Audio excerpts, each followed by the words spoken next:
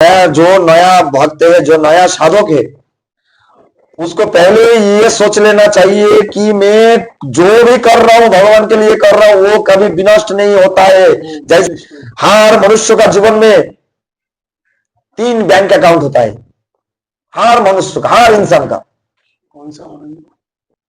शास्त्र में ऐसा बोला है जो एक बार कृष्ण बोल देता है, एक बार ओनली वन टाइम कृष्ण बोलता है, उसका जन्म जन्म का पाप समाप्त हो जाता है, लिखा हुआ है।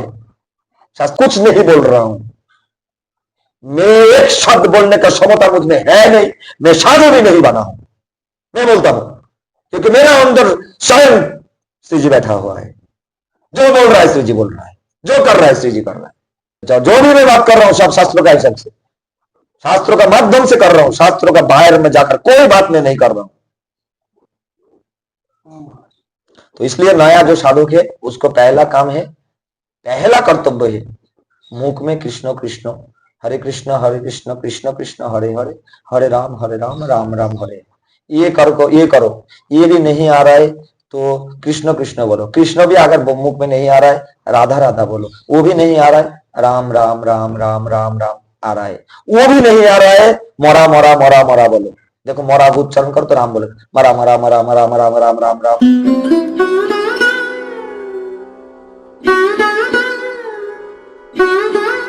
जय जय श्री राधे। आप सभी भक्तों का एक बार फिर स्वागत है संत यात्रा में। आज एक और दिव्य संत के दर्शन संत यात्रा के साथ। आइए महाराज जी का अनुभव। और महाराज जी भी काफी सुलझी हुई मूर्ति हैं, जैसा यहाँ पे संतों ने मुझे बताया था। संतों ने ही आज्ञा की, एक संत हैं बुजुर्ग संत, उन्होंने बोला था उन महाराज जी के लिए कि, और संत भी कृपा कर रहे हैं कि लगातार सत्संग दे रहे हैं। तो आइए आप भी वीडियो को स्किप ना करें, अंत तक देखें। बहुत ही आपको बोले कि आपके प्रश्नों के उत्तर के साथ साथ जो भक्ति मार्ग पे चलने वाले नए साधक हैं उनकी भक्ति को प्रगाढ़ करने का बहुत ही सरलतम सूत्र आज जानने की कोशिश की जाएगी महाराज जी के श्रीमुख से। आप भी आइए मेरे साथ।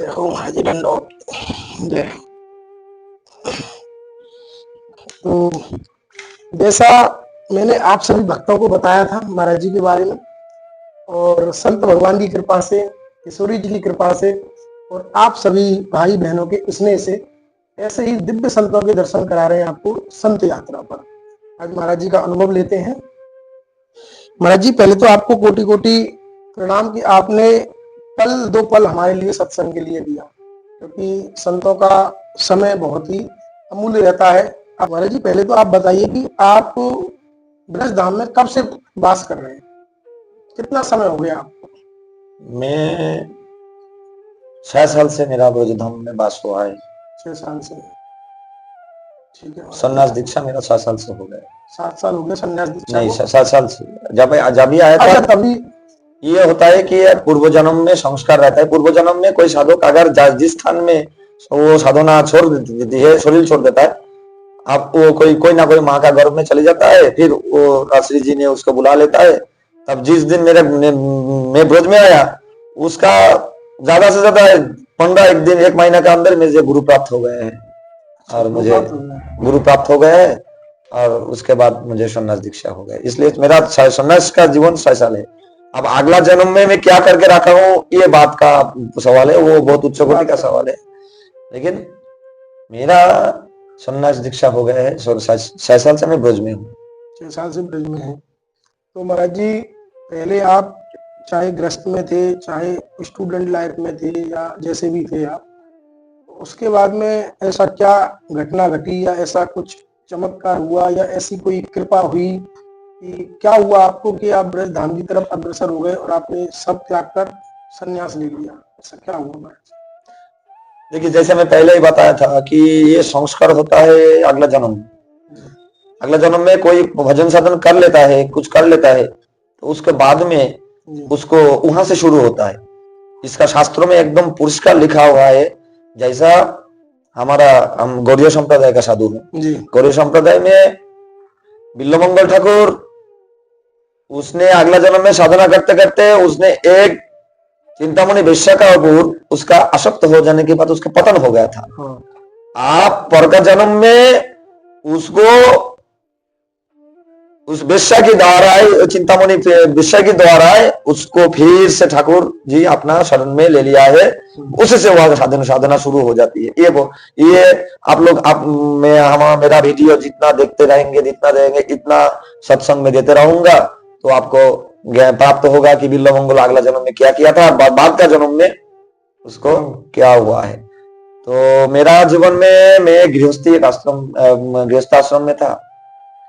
मैं सादा सीधा एक मनुष्य था। अब मेरा एक स्वभाव था, जब से छोटा तब से मैं गीता पढ़ते थे। जगदीश चंद्र घोष का एक छोटा सा गीता होता है, वही एक ग्रंथ मेरा घर में था। तो जगदीश चंद्र घोष का गीता में पढ़ते थे।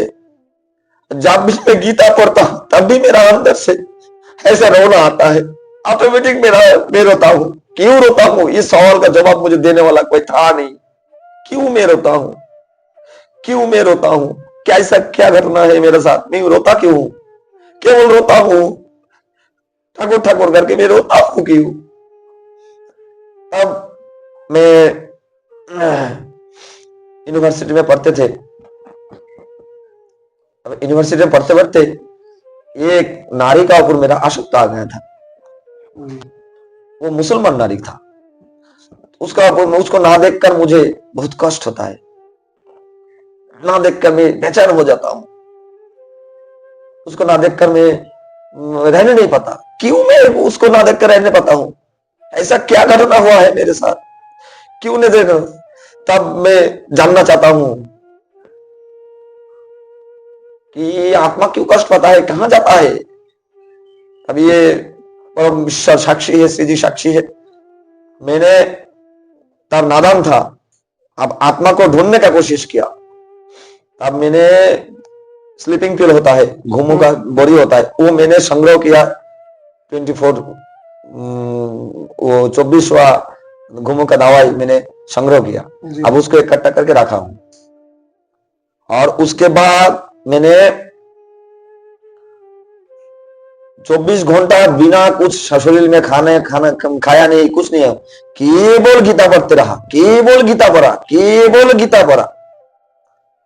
जगदीश चंद्र घोष का गीता 24.5 घंटे पढ़ते रहा। अब मैंने जानने का कोशिश किया आत्मा जाता कहाँ है। अब मेरा बुकों का ऊपर गीता रखा। उसके बाद घटना बोल रहा हूँ। ये जो कुटिया एक देख रहा है, इस कुटिया में जहां में पढ़ते थे, वहां कुटिया में शालकाट का दरवाजा था। दो दरवाजा को मैं एक दरवाजा को 2 सीट का नहीं होता है, उसको लगाया, उस दरवाजे 2 सीट को लगा दिया। शालकाट का दरवाजा तोड़ने वाला कोई चांस है नहीं, कोई तोड़ नहीं सकता। तो मैं 24 घंटा के बाद भी उस रोगों का दवाई मुझे मिला नहीं। क्यों मुझे मेरा अंदर ये कष्ट होता है, उस लड़की के बारे में मैं क्यों कष्ट होता है, क्यों उसमें उस लड़की को बिना देखकर मैं रहने नहीं पाता हूं। तब इस तरफ मैं भगवान के लिए रो रहा हूँ, भगवान की गीता पढ़ रहा हूँ, उसके उस लड़की को देखकर बिना नहीं रहा। मैं जानने का कोशिश है क्यों ऐसा होता है। तब मैंने 24 घंटा बिना कुछ खा पी कर उस घूमू का दवाई में शरीर का अंदर दिया हूं। और मेरा गीता पढ़ते पढ़ते मेरा बुकों का ऊपर गीता रख दिया हूं। इसके बाद मैं अज्ञान हो गया हूं, सेंसलेस हो गया। मेरा ज्ञान नहीं था। अंदर में ऐसा प्रेरणा आ गया, अंदर से प्रेरणा आ गया। मैं महाप्रभु का, आप तो जानते हो चैतन्य महाप्रभु के बारे में, मैं महाप्रभु का भोग दूंगा। तो जहां मेरा गांव था वहां का गोसाई लोगों का घर था। मैं उन लोगों के पास गया, बहुत सारा पैसा लेकर 64 महंत को भोग दिया। और 64 महंत को भोग देने के बाद इस तरफ मेरा गीता पढ़ते थे। उस दिन मेरा पारिवारिक दीक्षा भी हो गया। पारिवारिक दीक्षा कुलगुरु का दीक्षा होता है, वहां दीक्षा हो गया। तो कुलगुरु का दीक्षा होने के बाद 64 महंत को भोग दिया। तो जब भोग दिया उसका समय 3 घंटा वैष्णव लोगों को देकर कीर्तन कराया। उस समय इतना रोया, बारिश भी आया, प्रभु का कृपा से बारिश भी आया। और इतना रोया मैंने। सारे गांव वालों ने मुझे देखते रहा, क्या रोया है, क्या रोता है, क्या ऐसा कृपा हो गया है श्री जी का कि जहां मेरा घर था वहां पर एक इस्कॉन का भक्त गया। उसने जाकर अचानक बोल दिया, जीवन तुम मेरा वृंदावन जाओगे, मेरा घर रहोगे। अचानक बोल दिया। मैं तो मौका मिल गया, रहूंगा, चलो। अब उसके साथ वृंदावन आ गया, उसका घर में रहने लगा। फिर उसके बाद इस्कॉन जाने लगा, 2-4 दिन इस्कॉन जाए, उसके बाद से वृंदावन में, आप लोग जानती है भागवत निवास में मैं सत्संग सुनते रहा। उसके बाद कोई साधु ने बोला है जीवन ऐसा नष्ट मत करो, दीक्षा ले लो, एक पुराना महात्मा है दीक्षा दे देगा तो तुम भजन साधन कर लो। गया, गुरुदेव ने अचानक बोल दिया है कल तुम्हारा दीक्षा। जाने के बाद ही गुरुदेव बोलते कल तुम्हारा दीक्षा। हो गया दीक्षा। उसके बाद मेरा सन्यास दीक्षा भी दे दिया। उसके बाद से मैं भजन साधन कर रहा हूँ। अभी ना मुझे पहले जीवन का कुछ जो मैं गुजार चुका हूँ, संसार में गुजार कर आया हूँ, उसके बारे में कुछ पता है ना। मैं फोन करता हूँ उन लोगों को, ना मैं कुछ पता है, कुछ याद है, सब कुछ देकर आया हूँ। अब मैं मस्त हूँ, आनंद में हूँ। और प्रभु का बोलना नहीं चाहिए, जो अनुभव मेरा अंदर में आ गया है, शायद इतना जल्दी, इतना सहज में आज का ब्रजभूमि में, आज का इस ब्रजभूमि में किसी का अंदर है। इतना सा छोटा सा शब्द बोल दिया। सुंदर महाराज। ये सब साक्षी, एकदम साक्षी। कोई यहाँ पर कुछ नहीं है। ऐसा घटना मेरे साथ हुआ है, एकदम रास्ता जीरो। क्या घटना हुआ महाराज जी, बताओ थोड़ा। यही तो बोला हूँ, यही से घटना जो घटा हुआ ऐसा ही हुआ है, सेम।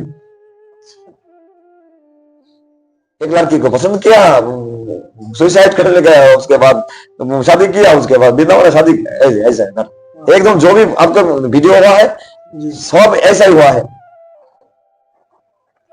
आप बताइए, ये पूर्व जन्म का संस्कार, पूर्व जन्म का संस्कार है एवं प्रभु का कृपा है, राधा रानी का कृपा है। आप सवाल करिए महाराज जी। और जो आपको अनुभूति हुई, जैसा भी भगवान ने अपनी ओर खींच लिया, आप भी बोल रहे थे पूर्व जन्म का संस्कार था, इसलिए मैं यहाँ पे आ गया और राधा नाम की तरफ अब आगे बढ़ रहे हैं। जो अभी इस भक्ति मार्ग के बिल्कुल नए साधक हैं, जिन्होंने अभी ही YouTube के माध्यम से या और सत्संग होते हैं, भागवत कथा, गीता का इतना प्रचार प्रसार हो रहा है, सनातन धर्म का इतना प्रचार प्रसार हो रहा है, उसके बारे में अभी अभी जाना है और पहला कदम रखा है भक्ति मार्ग की तरफ कि कोई भगवान है। हमारी वास्तव की गति उन्हीं के पास है, बाकी जो संसार है इसमें कोई गति है नहीं। जितना उलझोगे उलझे चले जाओगे, जितना सुलझोगे उतने सुलझते चले जाओगे। तो वो नए साधक अपनी भक्ति को कैसे प्रगाढ़ करें, क्या कोई ऐसा सरल रास्ता है? देखो, पहला बात है कि अगर हम भगवान की तरफ एक कदम आगे बढ़ाएंगे, भगवान 10 कदम आगे बढ़ाने के लिए तैयार बैठा हुआ है। बिल्कुल, ये मैंने आंखों से देखा हूं, मेरा जीवन में ऐसा घटना घट गया है। तो इसलिए जो नया भक्त है, जो नया साधक है, उसको पहले ये सोच लेना चाहिए कि मैं जो भी कर रहा हूं भगवान के लिए कर रहा हूं, वो कभी विनष्ट नहीं होता है। जैसा मेरे साथ घटना घटा है, अगला जन्म में मैं भी कुछ किया था, उसके बदले में मुझे ये घटना घट के फिर से मुझे ब्रज में लेकर आ गया है। ऐसा सबके साथ भी हो सकता है। कुछ भी भगवान के लिए करोगे वो कभी नष्ट नहीं होता है। जैसा हमारा बैंक बैलेंस है, हम बैंक में अकाउंट खोलते हैं, बैंक में अकाउंट के अंदर आप कुछ पैसा रखेंगे, तो जो अकाउंट का मालिक है केवल उसी को उस पैसा मिलेगा, बाकी किसी को नहीं मिलेगा। इसलिए भगवान के भक्ति के बारे में अगर कुछ भी आप करेंगे, भगवान के एक पता तुलसी में चढ़ाएंगे, वो भगवान का अकाउंट में जमा हो जाएगा, वो आपको कभी नष्ट नहीं होगा। हर मनुष्य का जीवन में 3 बैंक अकाउंट होता है, हर मनुष्य का, हर इंसान का। कौन सा? एक मनुष्य का जीवन का सबसे बड़ा अमूल्य संपद है समय, टाइम। समय से ज्यादा मूल्यवान संपद कुछ भी नहीं है। एक समय लेकर जन्म लिया है, एक समय लेकर मृत्यु अनिवार्य है। समय सबसे बड़ा मूल्य है, मूल्यवान है। अब बैंक अकाउंट 3 है सब जीवन का। एक है पाप का। अगर हम उस समय को देकर पाप कर्म कर रहे हैं तो वो जाएगा जमराज का खाता में, जमराज का हाथ से किसी का उद्धार नहीं, निस्तार नहीं, सबको भुगतना पड़ेगा।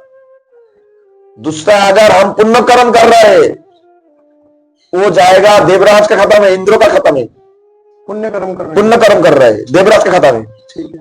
मतलब उस पुण्य का हिसाब से आपका स्वर्ग प्राप्ति होगा, उल्टा और उच्च स्तर में जाएगा, बहुत कुछ जाएगा। और तीसरा बैंक अकाउंट होता है भगवान का खाता में।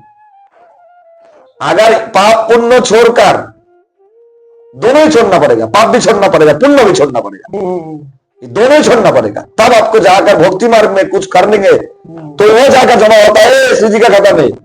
अब ये करते करते करते करते किसी ना किसी जन्म में आपको ये चक्कर से आपको बाहर निकाल लेगा, खींच लेगा भगवान, खींचेगा वो किसी ना किसी जन्म में आपको खींचेगा। क्योंकि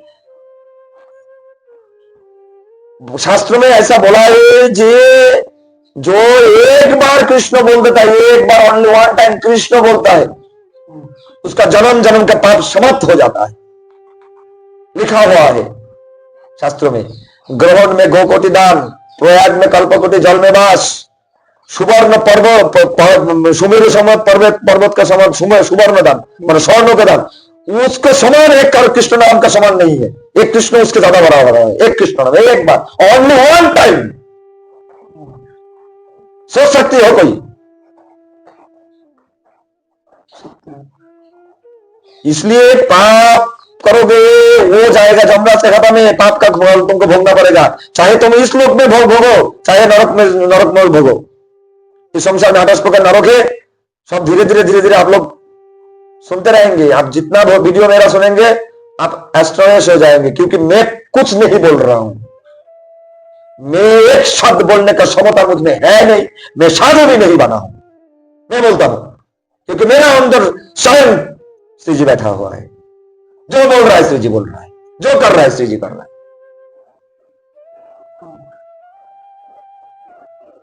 28 प्रकार का नरक है।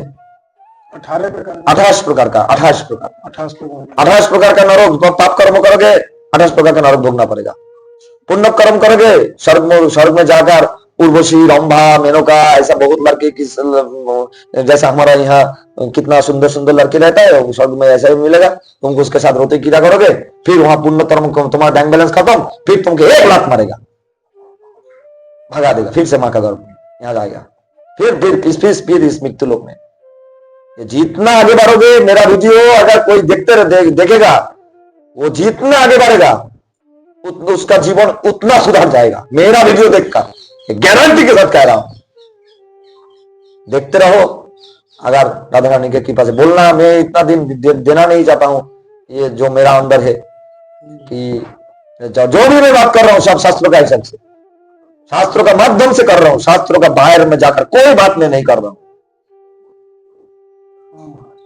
तो इसलिए नया जो साधक है उसको पहला काम है, पहला कर्तव्य है, मुख में कृष्ण कृष्ण, हरे कृष्ण कृष्ण कृष्ण हरे हरे, हरे राम राम राम हरे। ये करो। ये भी नहीं आ रहा है तो कृष्ण कृष्ण बोलो। कृष्ण भी अगर मुख में नहीं आ रहा है, राधा राधा बोलो। वो भी नहीं आ रहा है, राम राम राम राम राम राम आ रहा है। वो भी नहीं आ रहा है, मरा मरा मरा मरा बोलो। देखो मरा को उच्चारण कर तो राम बोलो, मरा मरा मरा मरा मरा राम राम राम राम। वो भी नहीं आ रहा है मुख में, रा रा रा रा बोलते रहो। मेरा प्रभु इतना दयालु है, वो सोच लेगा ये व्यक्ति, ये मनुष्य मेरा नाम ले रहा है, क्योंकि रा से रावण भी होता है, राम भी होता है। मेरा प्रभु इतना दयालु है, सोच लेगा राम बोल रहा है। रा बोलते रहो,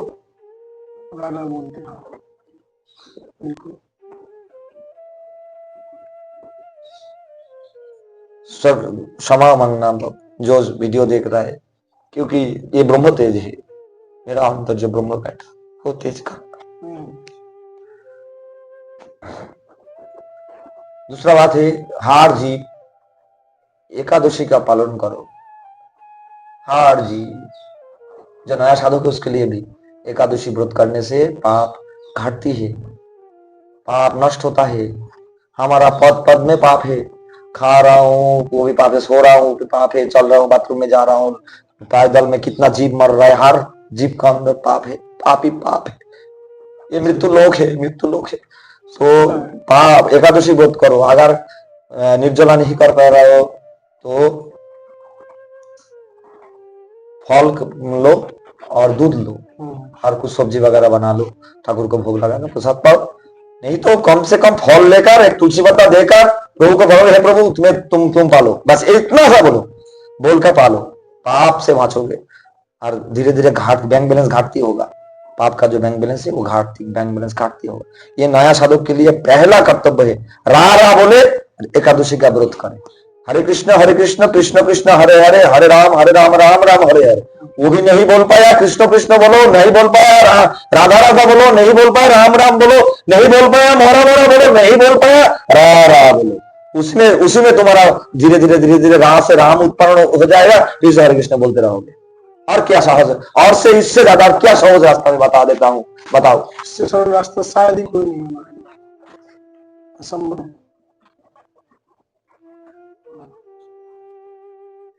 मेरा प्रभु तले कितना दयालु है, केवल रा बोलने से अपना लेता है। महाराज जी बहुत अच्छा, महाराज जी ने कितने सरल शब्दों में आपको समझाया है, कैसे सरल जो नए साधक है भगवत मार्ग की तरफ चले। महाराज जी एक प्रश्न और पूछ लो, एक छुपा हुआ प्रश्न है, अगर आप बता सके तो, नहीं तो कोई बात नहीं है, आपको पता तो है उसका उत्तर, क्योंकि वो आपका ही प्रश्न है। महाराज जी आपको लगभग 6 साल हो गया इस भक्ति मार्ग पे चलते हुए, गुरुदेव की कृपा से, भगवान की कृपा से। क्या महाराज जी ब्रज धाम में कभी कुछ ऐसी अनुभूति हुई है, आपको ऐसा लगा है कि भगवान, हाँ भगवान, जैसे आपने यही बोला था कि राधा रानी मेरे अंदर है, तो क्या ऐसी अनुभूति हुई है महाराज जी? क्योंकि देखो ये बताना साधक के लिए ठीक नहीं है, क्योंकि ये प्रभु के साथ भक्तों का मिलन होता है, प्रभु के साथ संपर्क है। लेकिन फिर भी जीव को विश्वास दिलाने के लिए, जीव के कल्याण के लिए, जीव को जागे भगवान के लिए आगे बढ़े, इसकी वजह से मैं आज बोलूंगा, बोलने मजबूर हूं। मेरा मुख से राधा रानी बोल रहा है, बोला है। बिजली का जो पानी है, पानी गर्म हो रहा है, तो बेड स्विच की तरफ स्विच देंगे तो वहां जाकर पानी गर्म होगा, क्योंकि जो पानी गर्म करने का इमल्शन है उसको मैं चुबा कर रखता हूँ और यहाँ जाकर स्विच बंद कर देता हूँ रात में। तो सुबह का मेरा घूम का समय तो स्विच दबा देंगे तो पानी गर्म हो जाएगा। तो एक दिन में गहरा नींद में था, मैं देखा हूँ कि पानी स्विच दबाया नहीं, अपना पानी गर्म होकर रह गया है। रात में एक दिन गेट बंद नहीं किया, खुला रहकर चली गए। जब भी आया, बड़ा गेट था मंदिर का, छोटा गेट था, छोटा गेट बंद कर याद आया, याद देख रहा हूँ कि बड़ा गेट तो बंद नहीं किया, पीछे देख रहा हूँ अपना गेट भिज रहा है, कोई लोग नहीं है, कोई जन नहीं है, कोई। मेरा रोम रोम खड़ा हो गया, गेट बंद हो रहा है। फिर और भी बहुत घटना घटा है, क्योंकि मेरा अंदर में अगर कुछ भी एक भी इच्छा आ जाती है, तुरंत देखता हूँ कि मेरा सामने आ जाता है वो इच्छा, हुआ मात्र चली आ जाता है। आप आज मेरा सामने है।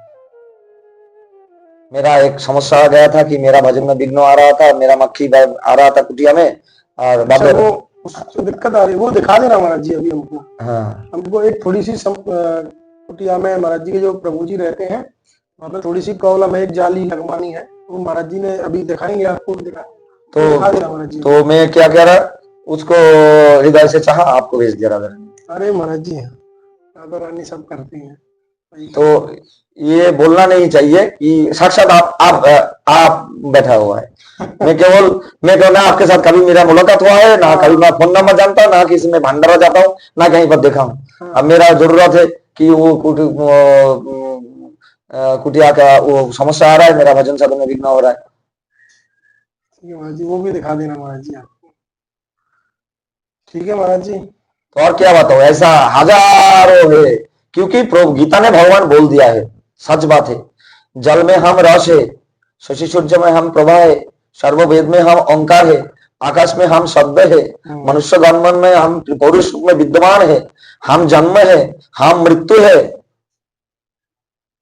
सब कुछ में ही हूँ, सब कुछ में ही है। बाहर में वही है, अंदर में वही है, सब कुछ वही है। अनंत अनंत कोटि ब्रह्मांड, अनंत अनंत कोटि जीव, जैसा कर्म करोगे ऐसा फल भोगोगे। तो बाहर मेरा अंदर प्रभु बैठा हुआ है, आपका अंदर प्रभु बैठा हुआ है, आपका पास में बैठा हुआ है, बगल में बैठा हुआ है, वो सब जानता है कि क्या लगेगा क्या नहीं लगेगा। अब इतना घटना घटता है कि उतना बोलेंगे तो ये साधक लोग क्या आप सोचेगा? अब इतने में दो बोल दिया हूँ कि दो तीन बोल दिया हूँ कि आपका सामने एक उदाहरण दे दिया हूँ कि आज ही मुझे आपको भेज दिया है, और दूसरा एक गेट अपना बंद हो रहा था, हो रहा अभी। और भी बहुत घटना घट गए, इसलिए ये सब बोलना मुझे पसंद भी नहीं है, ज्यादा ये बारे में नहीं चर्चा अवश्य नहीं करना महाराज चाहता। जी। ये सब साधक के लिए, भक्तों के लिए गुप्त मार्ग है। गुप्त महाराज, बिल्कुल महाराज जी, ये मैंने पहले ही बोला था, ये थोड़ा गुप्त रहती है, ये चीजें गुप्त ही रहनी चाहिए महाराज। ठीक है महाराज जी, राधे श्याम। आज्ञा मिले। और आपने सुना, महाराज जी ने सरल शब्दों में आपको सारा कुछ समझा दिया है। महाराज जी की एक छोटी सी सेवा है, जिसके निमित्त शायद राधा रानी ने मुझे बनाया था, वो मैं आपको महाराज जी आप दिखा देंगे मुझे, एक बार दिखा देना, एक मिनट। ठीक है महाराज जी, वो भी महाराज जी दिखा दीजिए थोड़ा मुझे।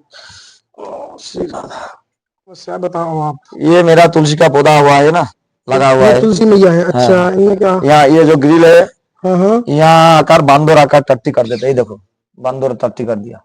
अच्छा अब अच्छा, तो इसमें क्या जाली लगवानी है ना? नहीं नहीं, सुनिए मेरा बात। अब जी इस तुलसी पौधा ठाकुर का चढ़ते है, जी जी, अच्छा अब इसमें ये ग्रिल बड़ा करके इसमें जाली लगा देंगे, और मक्खी आकर बैठ जाती है, मेरे ठाकुर का भोगवा में बैठ जाती अच्छा। मक्की इसमें इसमें तो वो लग जाएगी ग्रिल ऊपर, है ना? है। तो उसके ऊपर ऐसी जाली लग जाएगी, यही ना महाराज जी? हाँ। थोड़ा सा ऊपर करके, चलो ठीक है महाराज जी, करते हैं सेवा, श्री जी की जैसी कृपा। ठीक है महाराज जी।